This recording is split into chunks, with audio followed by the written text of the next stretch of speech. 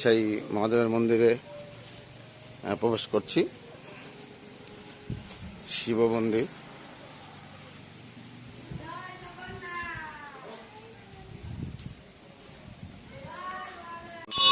দর্শন করলাম।